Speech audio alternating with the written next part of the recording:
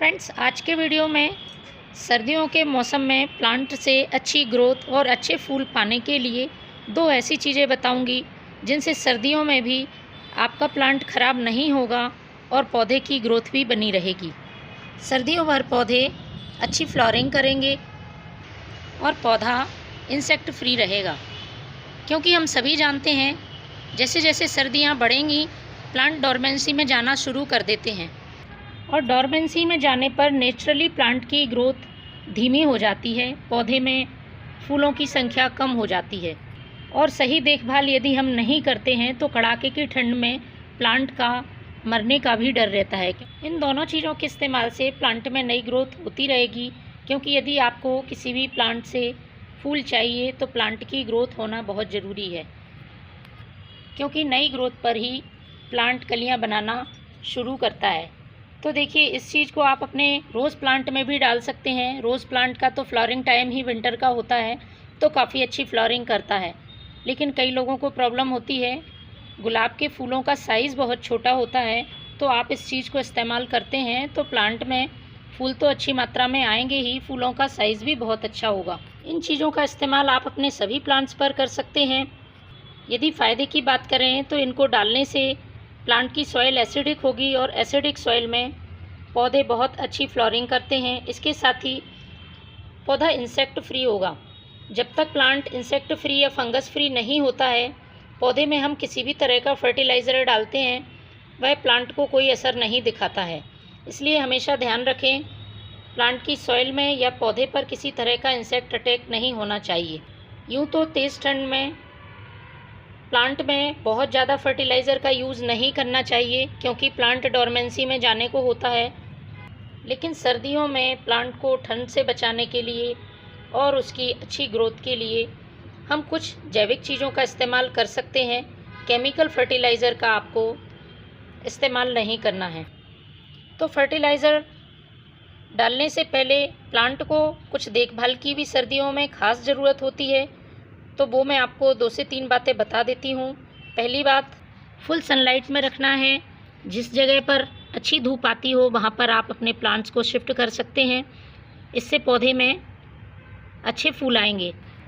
दूसरी बात, पौधे में ओवर वाटरिंग नहीं करनी है। सर्दियों के समय में कम धूप निकलने की वजह से प्लांट की मिट्टी नमी बनी रहती है, इसलिए जब भी मिट्टी ड्राई हो तभी आपको उसमें पानी देना है।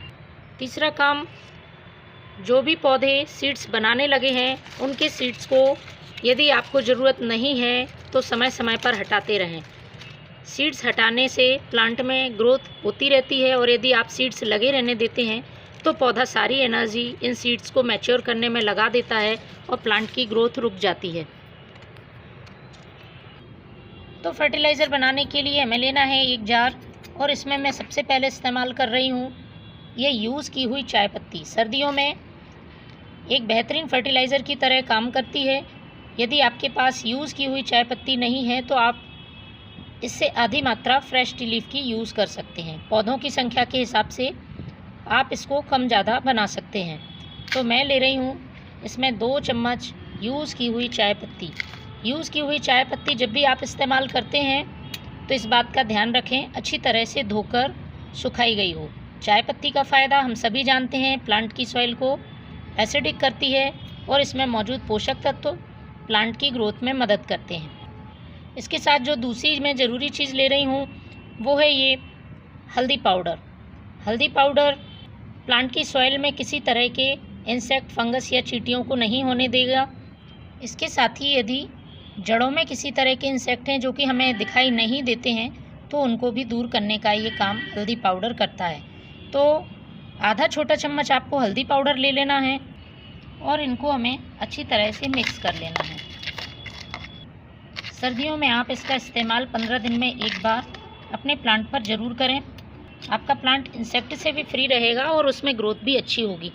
तो अब मैं आपको इसको यूज़ करने का तरीका बता रही हूँ। आपको स्टेम से दूर थोड़ा सा मिट्टी को हटा लेना है और इस तरह से आपको अपने प्लांट में 1 चम्मच इस फर्टिलाइज़र को डाल देना है।